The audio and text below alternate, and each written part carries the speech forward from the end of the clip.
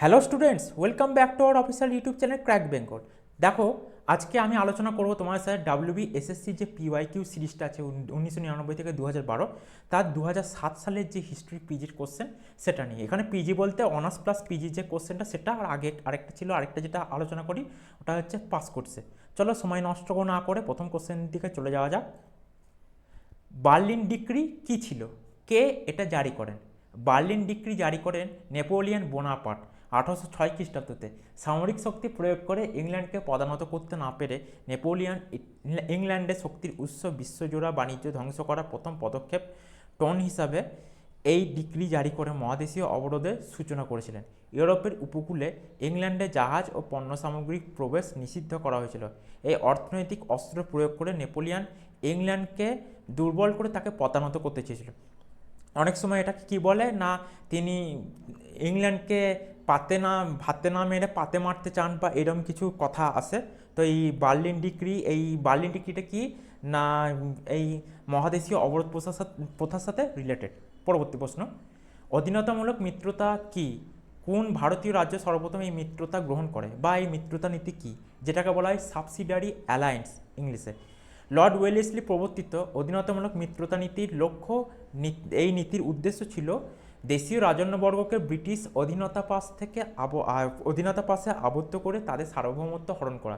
এই মিত্রতায় আবদ্ধ দেশীয় রাজ্যগুলি অভ্যন্তরীণ স্বায়ত্তশাসন ভোগ করলেও বৈদেশিক সম্পর্ক ও সামরিক ব্যাপারে কোম্পানির অধীনে থাকতে বাধ্য হতো। ভারতীয় রাজন্যবর্গের মধ্যে হায়দ্রাবাদের নিজাম সর্বপ্রথম এই মিত্রতা চুক্তিতে আবদ্ধ হয়েছিলেন। পরবর্তী প্রশ্ন, ইতিহাসে বল্লাল সেনকে কেন মনে রাখা হয়? বল্লাল সেন ছিলেন বাংলার সেন বংশের সর্বশ্রেষ্ঠ নরপতি। তিনি একজন কৃতি যোদ্ধাও ছিলেন, কিন্তু ইতিহাসে তাকে মনে রাখা হয় বাংলার হিন্দু সমাজে ব্রাহ্মণ বৈদ্য কায়স্থদের মধ্যে কৌলিন্য প্রথার প্রবর্তক হিসাবে। তাছাড়া বল্লাল সেন রচিত ডান সাগর ও অদ্ভুত সাগর নামে এই দুটো গ্রন্থতে তার অসামান্য পাণ্ডিত্যের পরিচয় পাওয়া যায়। তাহলে কি ডান সাগর আর অদ্ভুত সাগর কে লিখেছেন? বল্লাল সেন। বল্লাল সেন অদ্ভুত সাগরটা অনেক সময় জায়গায় বলা হয়, দেখবে বইপত্রে আছে যে অদ্ভুত সাগর তিনি লেখা শুরু করেছিলেন, কিন্তু তিনি তা শেষ করার আগে মারা যান সম্ভবত, এবং সেই সময় তার পরবর্তীকালে তার পুত্র লক্ষণ সেন যখন সিংহাসনে আসেন এই লেখাটা কমপ্লিট করেন, এই অদ্ভুত সাগর গ্রন্থটা। ওকে, পরবর্তী প্রশ্ন, খানোয়ার যুদ্ধকে ভারত ইতিহাসে অন্যতম নির্ণায়ক যুদ্ধ বলে মনে করা হয় কেন? ডক্টর কে কে দত্ত বা কালীকিঙ্কর দত্তের মতে খানোয়ার যুদ্ধ ছিল ভারত ইতিহাসের একটি নির্ণায়ক যুদ্ধ। এই যুদ্ধে রাণা সংগ্রাম সিংয়ের পরাজয়ের ফলে রাজপুত শক্তিসংঘ ভেঙে যায় এবং রাজপুত শক্তি পতনের ফলে আফগানরাও নিস্তেজ হয়ে পড়ে। ফলে ভারতে মুঘল রাজশক্তির ভিত্তি দৃঢ় হয় এবং বাবরের কাবুল থেকে রাজধানী দিল্লিতে স্থানান্তর করে সাম্রাজ্য বিস্তারের পথে অগ্রসর হন। পরবর্তী প্রশ্ন, বাংলায় ব্যক্তিগত বাণিজ্যের ওপর কর মীর কাসিম তুলে দিয়েছিলেন কেন? Mir Kasim East India company কর্মচারীদের দস্তকের অপব্যবহার বন্ধ করার নির্দেশ দিলেও তারা তা মানতে অস্বীকার করে। ইংরেজদের বিনা শুল্কে বাণিজ্য করার ফলে রাজকোষের ক্ষতির পাশাপাশি দেশীয় বণিকরাও অসম প্রতিযোগিতার সম্মুখীন হয়ে ক্ষতিগ্রস্ত হচ্ছিল। এই পরিস্থিতিতে নবাব দেশীয় বণিকদের স্বার্থ রক্ষায় এগিয়ে আসে, আভ্যন্তরীণ বাণিজ্যের সমস্ত শুল্ক তুলে দিয়ে ইংরেজদের বিনা শুল্কে বাণিজ্যের বিশেষ সুবিধা ভোগ করা থেকে বঞ্চিত করেন। এটা ব্রিটিশদের বঞ্চিত করেছিল। পরবর্তী প্রশ্ন, poverty and un-British rule in India গ্রন্থটির লেখককে, গ্রন্থটির মাধ্যমে তিনি কোন সত্যকে তুলে ধরতে চেয়েছেন? Poverty and un-British rule in India গ্রন্থটির লেখক ছিলেন ঊনবিংশ শতাব্দীর বিখ্যাত জাতীয়তাবাদী রাজনীতিবিদ দাদাভাই নৌরোজি। ভারতের দারিদ্র অর্থনৈতিক দুর্দশার পশ্চাতে যে ব্রিটিশ সরকারের বৈষম্যমূলক শিল্পনীতি ও সীমাহীন শোষণই দায়ী, এই সত্য তিনি বইয়ের মাধ্যমে তুলে ধরেছিলেন। পরবর্তী প্রশ্ন, বইটির মাধ্যমে তুলে ধরেছিলেন। কে কেন প্রার্থনা সমাজ স্থাপন করেছিলেন? ব্রহ্মানন্দ কেশবচন্দ্র সেনের প্রেরণায় ধর্ম ও সংস্কারের উদ্দেশ্যে ডক্টর আত্মারাম পাণ্ডুরঙ্গ বোম্বাই শহরে 1867 খ্রিস্টাব্দে প্রার্থনা সমাজ স্থাপন করেছিলেন। ব্রাহ্ম সমাজের সাথে এর পার্থক্য শুধু এখানে যে এই সংগঠন হিন্দু ধর্মের অবিচ্ছেদ্য অঙ্গ হিসেবে গড়ে উঠেছিল। অস্পৃশ্যতা বর্জন, স্ত্রী শিক্ষার বিস্তার, বিধবা বিবাহ ও অসবর্ণ বিবাহ সমর্থন, জাতিভেদ প্রথা দূরীকরণ ইত্যাদি ছিল প্রার্থনা সমাজের সমাজ সংস্কারমূলক কর্মসূচির অন্তর্গত। পরবর্তী প্রশ্ন, সিন্ধু সভ্যতা ও ঋগ বৈদিক সভ্যতার মূল পার্থক্য কী ছিল? অনুসন্ধান করে দেখা গেছে যে দুটি সভ্যতার ভিতর সময় ও প্রকৃতিগত ব্যবধান ছিল যথেষ্ট। হরপ্পা, 1 নম্বর হচ্ছে হরপ্পা সভ্যতা ছিল নগরকেন্দ্রিক, বৈদিক সভ্যতা ছিল গ্রামীণ। 2 নম্বর, হরপ্পা সভ্যতায় লৌহ ও অস্ত্রের ব্যবহার ছিল না, কিন্তু বৈদিক সভ্যতায় লৌহ ও অস্ত্রের ব্যবহার ছিল। 3 নম্বর, হরপ্পা সংস্কৃতিতে মৃতদেহ সৎকার করা হতো। উম, আর বৈদিকের ক্ষেত্রে সম্ভবত এটা হতো না, এখানে এরকমই কিছু এটা হবে, কিন্তু ওখানে তবুও তো মৃতদেহ করতো। যাই হোক। 4 নম্বর হচ্ছে হরপ্পাবাসীরা মূর্তি পুজো ও ষাঁড়ের পুজো করতো, কিন্তু আর্যরা অগ্নি পুজো ও গাভীর পুজো করতো। 5 নম্বর, হরপ্পানদের সমাজ ব্যবস্থা ছিল মাতৃকেন্দ্রিক, আর আর্যদের সমাজ ব্যবস্থা ছিল পিতৃকেন্দ্রিক। এই 4-5টা যে পয়েন্ট বলেছি এগুলো মনে রাখো। এগুলোর মধ্যে থেকে মোটামুটি কোনো প্রশ্ন চলে এলে, কমন চলে এলে তোমরা আশা করি অ্যাটেন্ড করতে পারবে, আর 1 নম্বর অতি অবশ্যই পাবে। এখানে কোনো নেগেটিভ মার্কিং নেই, সেই জন্য চিন্তারও কিছু নেই।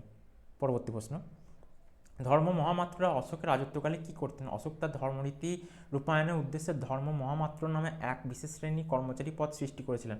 অশোক প্রচারিত ধর্মের মূল নীতিগুলি জনসাধারণের কাছে ব্যাখ্যা ও প্রচার করার জন্যই ধর্ম মহামাত্রদের নিয়োগ করা হতো। তাছাড়া বিভিন্ন ধর্মীয় জনসম্প্রদায়ের মধ্যে বিরোধিতা দূর করা, ব্রাহ্মণ শ্রমণদের সেবা ও যত্ন করা, জনকল্যাণমূলক কাজের তদারকি করা তাদের কর্তব্যের মধ্যে সীমাবদ্ধ ছিল, বা তাদের কর্তব্যের মধ্যেই ছিল। পরবর্তী প্রশ্ন, সুলতানা রাজিয়া কেন ব্যর্থ হয়েছিলেন? সুলতান রাজিয়াও বলে অনেক সময়, সুলতানা রাজিয়া বিভিন্ন, যাই হোক। 1236 খ্রিস্টাব্দে দিল্লির সিংহাসন আরোহণ করেন সুলতান রাজিয়া। এই সময় থেকে বেশ কিছু আমির ওমরাহ তার বিরোধিতা করতে থাকেন। সম্ভবত দিল্লির দরবারে মুসলিম অভিজাতরা স্ত্রীলোকের স্বাধীনতাধীন হয়ে পড়ার ব্যাপারটি সহজে মেনে নিতে পারছিলেন না। এই সময় আমির ওমরাহদের নিয়ে গঠিত 40 চক্র তার প্রধান বিরোধী হয়ে ওঠে। বাতিন্দা শাসনকর্তা আনাতোনিয়া ওমরদের প্ররোচিত করে এই বিদ্রোহ ঘোষণা করে। রাজিয়া আনাতোনিয়াকে বিবাহ করে রাজ্যে শান্তি স্থাপনের চেষ্টা করলে শেষ পর্যন্ত ব্যর্থ হন। বিদ্রোহী ওমরাহরা রাজিয়া ও তার স্বামী আনাতোনিয়াকে নিহত করে ইলতুৎমিশের আরেক পুত্র মুইজুদ্দিন বাহারামকে সিংহাসনে বসান, ফলে রাজিয়ার শাসন স্থায়িত্ব লাভ করেনি।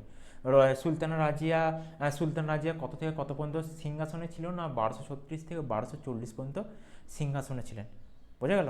পরবর্তী প্রশ্ন, মোহাম্মদ বিন তুগলক তার রাজধানী দিল্লি থেকে দেবগিরিতে সরিয়ে নিয়ে যাওয়ার সিদ্ধান্ত নিয়েছিলেন কেন? উত্তর পশ্চিম সীমান্ত পথে মঙ্গলগণ খুব সহজেই দিল্লি আক্রমণ করতে পারত, তাই দিল্লিতে রাজধানী রাখা নিরাপদ নয়, এটা ছিল মোহাম্মদ বিন তুগলকের ধারণা। তাই তিনি নিরাপদ স্থানে রাজধানী স্থানান্তরিত করেছিলেন। দেবগিরি ছিল সেদিক থেকে ভারতের মধ্যস্থলে অবস্থিত এবং অধিক নিরাপদ স্থান। তাছাড়া রাজধানী পরিবর্তন করে তিনি মেবার ও পূর্ব ভারতে বাংলাতে যে বিদ্রোহ দেখা দিয়েছিল তার মোকাবিলাও করতে চেয়েছিলেন। এ কারণে দেবগিরিতে রাজধানী স্থানান্তরের আদেশ দেন। পরবর্তী প্রশ্ন, সুলতানি রাষ্ট্রে উলেমাদের ভূমিকা আলোচনা করুন। ইসলাম ধর্মের শাস্ত্রাদি সম্পর্কে বিশেষজ্ঞ ব্যক্তিদের উলেমা বলা হতো। তারা দিল্লি সুলতানদের কাছে ধর্মীয় শাস্ত্রাদির ব্যাখ্যা করতেন এবং তাদের শাসননীতি ও শাসন ব্যবস্থাকে প্রভাবিত করার জন্য চেষ্টা চালাতেন। অধিকাংশ উলেমা ছিলেন অতিশয় গোঁড়া, অমুসলমান, বিদ্বেষী ও সংকীর্ণ চিত্ত। অধিকাংশ সুলতান তাদের পরামর্শে অনেকটা মেনে নিলেও আলাউদ্দিন খলজি ও মোহাম্মদ বিন তুগলক তাদের আদৌ আমল দিতেন না বা গুরুত্ব দিতেন না। পরবর্তী প্রশ্ন, আবুল ফজলের লেখা দুটি গ্রন্থের নাম লিখুন। ইতিহাসের উপাদান হিসেবে এই দুটি গ্রন্থের গুরুত্ব কী?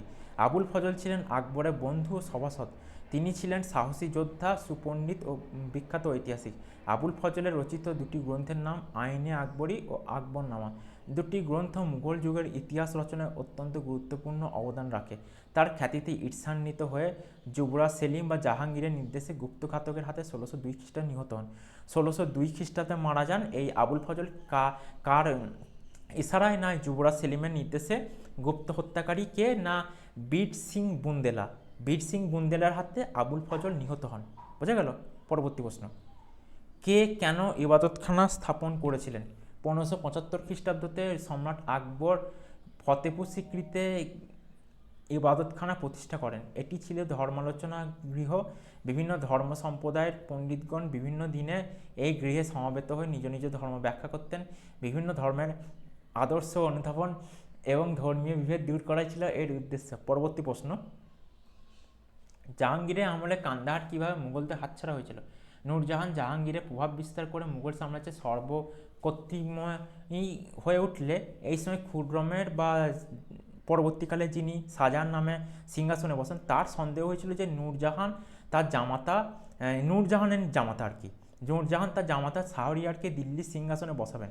সেই সময় পারস্য সম্রাট শাহ আব্বাসের কাছ থেকে কান্দাহার পুনরুদ্ধারের জন্য জাহাঙ্গীর খুররমকে পাঠাতে চাইলে খুররমের সন্দেহ হয় যে ইচ্ছা করেই তাকে দীর্ঘদিন রাজধানী বাইরে রাখবার ষড়যন্ত্র হচ্ছে, তাই তিনি কান্দাহার যেতে অস্বীকার করেন ও পিতার বিরুদ্ধে বিদ্রোহ ঘোষণা করেন।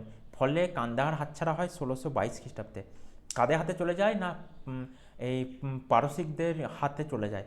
পরবর্তী প্রশ্ন, চুয়াররা কোথায় বসবাস করতেন? ইংরেজদের বিরুদ্ধে তারা কবে বিদ্রোহ করেছিলেন? বাংলার মেদিনীপুর জেলায় চুয়ার বা ভূমিজীবীদের বসবাস ছিল।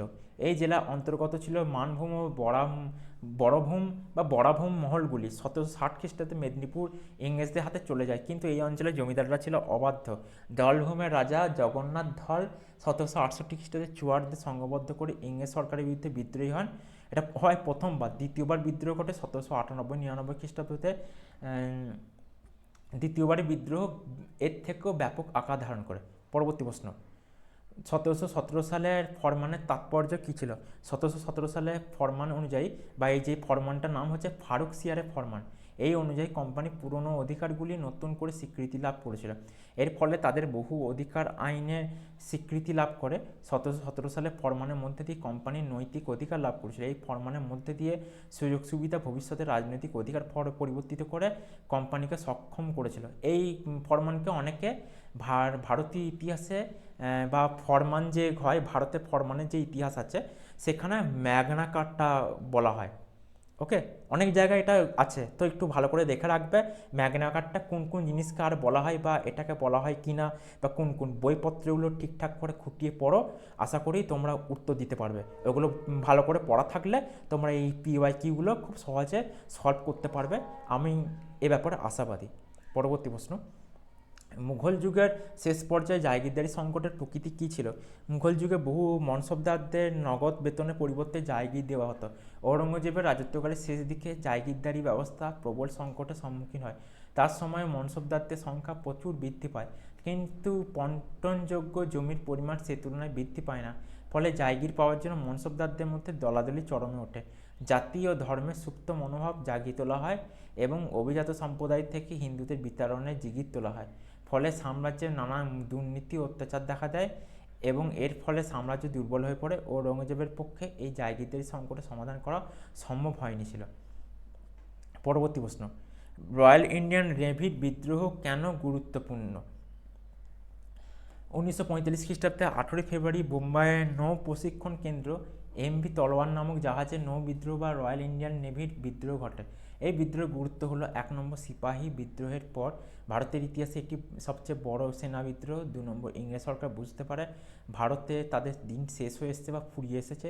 3 নম্বর, এই বিদ্রোহের ফলে ক্ষমতা হস্তান্তরের গতি ত্বরান্বিত হয়। পরবর্তী প্রশ্ন, বাংলায় স্বদেশী আন্দোলনের 4টি প্রধান ধারা নিরূপণ করুন। বাংলায় স্বদেশী আন্দোলনের 4টি প্রধান ধারা হলো, 1 নম্বর হচ্ছে নরমপন্থী ধারা, 2 নম্বর আত্মশক্তির ধারা, 3 নম্বর নিষ্ক্রিয় ধারা এবং 4 নম্বর সন্ত্রাসবাদীদের ধারা। পরবর্তী প্রশ্ন, 1857 বিদ্রোহ কোথায় শুরু হয়েছিল? পরবর্তী প্রধান বিদ্রোহ কোথায় হয়েছিল? 1857 খ্রিস্টাব্দে সিপাহী বিদ্রোহ কলকাতার কাছে ব্যারাকপুরের ছাউনিতে শুরু হয়েছিল। অচিরেই তা উত্তর ভারতে অন্যান্য সেনা ছাউনিতে ছড়িয়ে পড়ে এবং ব্যাপক আকার ধারণ করে।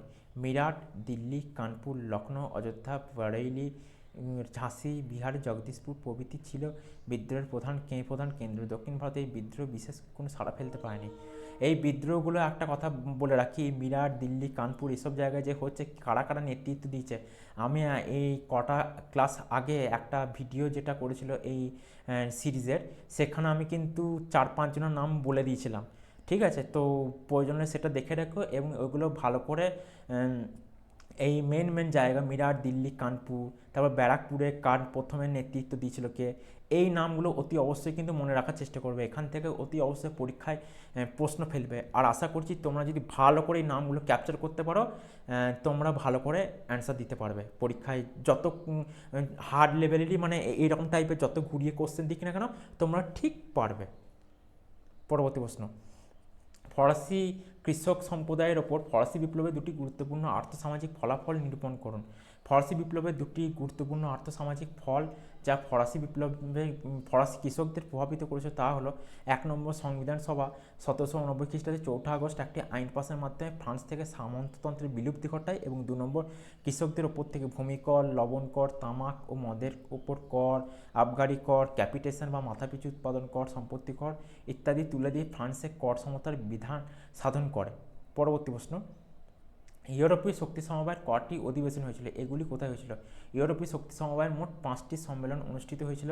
প্রথম অধিবেশনটা হচ্ছে আইলা সাপেলে 1818 খ্রিস্টাব্দে, দ্বিতীয় অধিবেশন ট্রোপো নামক স্থানে 1820 খ্রিস্টাব্দতে, তৃতীয় অধিবেশন অনুষ্ঠিত হয় লাইকব্যাগে, চতুর্থ অধিবেশন হয় ভেরেনায় 1822-এ, আর পঞ্চম তথা শেষ অধিবেশন হয় পিটার্সবার্গে 1825।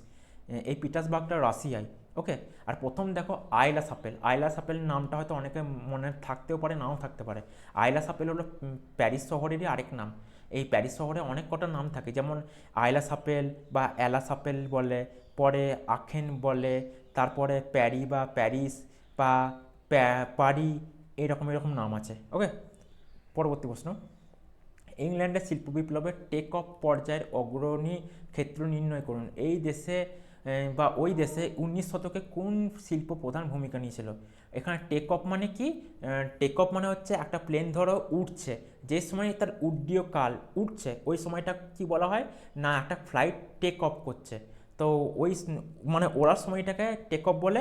এবং এইটা হচ্ছে মানে শিল্প বিপ্লবের যে উড্ডীয় কাল, মানে সূচনা হচ্ছে আস্তে আস্তে যে বাড়ছে সেই সময়কালটা বলেছে। ওকে, তো দেখো বলেছে শিল্প বিপ্লবের আগে ইংল্যান্ডে কুটির শিল্প বিদ্যমান ছিল, ক্রমে ইংল্যান্ডে কুটির শিল্প লোপ পায়, তার স্থলে কারখানা ভিত্তিক শিল্প গড়ে ওঠে, তাকে টেক অফ বা সূচনাকাল বলা হয়। ঐতিহাসিক ডাব্লিউ রস্ট শিল্পের এই অবস্থাকে টেক অফ নাম দিয়েছেন। ওই দেশে 19 শতকে বস্ত্রশিল্প প্রধান ভূমিকা নিয়েছিল। এই বস্ত্রশিল্পের পরিবর্তে যেগুলো আসছে, এই যে স্টিম ইঞ্জিন ধরো, তারপরে এই যে খনি, যে হামরে ডেভি কর্তৃক নিরাপত্তা বাতি, আরও যেগুলো হয়, এগুলো শিল্প বিপ্লবকে আস্তে আস্তে উঁচুতে নিয়ে যায়। আর এটা টেক অফ পর্যায়েরই এই শিল্পগুলো মানে এক এক করে এই ক্রিয়েটিভিটিগুলো তৈরি হচ্ছিল। ওকে, কবে কেন মহাত্মা গান্ধী ডান্ডি অভিযান সংগঠিত করেছিলেন? গান্ধীজির আইন অমান্য আন্দোলনের সূচনা ডান্ডি অভিযানের মধ্য দিয়েই। 1930 খ্রিস্টাব্দে 12 মার্চ 79 জন সত্যাগ্রহীকে নিয়ে 241 মাইল পথ পায়ে হেঁটে 24 দিনে গুজরাটের সবরমতী আশ্রম থেকে আরব সাগরের তীরে ডান্ডিতে পৌঁছে পরদিন ভোরে সমুদ্রের জল থেকে লবণ তৈরি করে গান্ধী লবণ আইন ভঙ্গ করেন। এখানে দেখবে আরেকটা তারিখ দেওয়া থাকে 6ই এপ্রিল, ওই দিন লবণ আইন ভঙ্গ করা হয় বলে। আর বলে এই 79 জন, কোনো বই দেখবে মতান্তরে 78 সত্যাগ্রহীকে নিয়ে করেছিল, একথা বলা হয়। কোন যুদ্ধে কার কাছে নেপোলিয়ন চূড়ান্তভাবে পরাজিত হন? নেপোলিয়ন 1815 খ্রিস্টাব্দে ওয়াটারলু যুদ্ধে ডিউক অফ ওয়েলিংটনের নেতৃত্বাধীন ব্রিটিশ ও প্রাসিয়ান বাহিনীর কাছে চূড়ান্তভাবে পরাজিত হন। কুলটুর ক্যাম্প কি? কুলটুর ক্যাম্প বলতে বোঝায় জার্মানির চ্যান্সেলর অটো ভন বিসমার্ক কর্তৃক ক্যাথলিক চার্চের প্রভাব হ্রাস ও রাষ্ট্রীয় কর্তৃত্ব প্রতিষ্ঠার জন্য পরিচালিত আন্দোলন। এর লক্ষ্য ছিল ধর্মকে রাষ্ট্রের নিয়ন্ত্রণে আনা এবং পোপের রাজনৈতিক প্রভাব কমানো।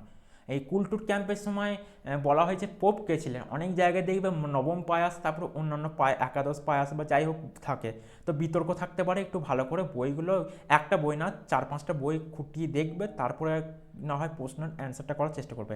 আর এই কুলটুর ক্যাম্পের অপর নাম হচ্ছে সংস্কৃতির সংগ্রাম। এটা কোথায় হয়েছিল? জার্মানিতে হয়েছিল। ওকে, 1870-এর আগে আফ্রিকার কোন কোন অঞ্চলে ইউরোপীয় উপনিবেশ ছিল?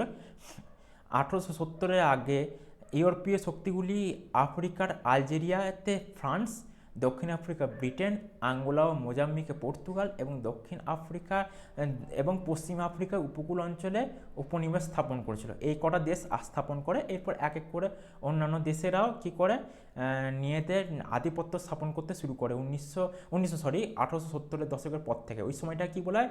নয়া সাম্রাজ্যবাদের যুগ বলা হয় 1870-এর দশক বা তারপর থেকে।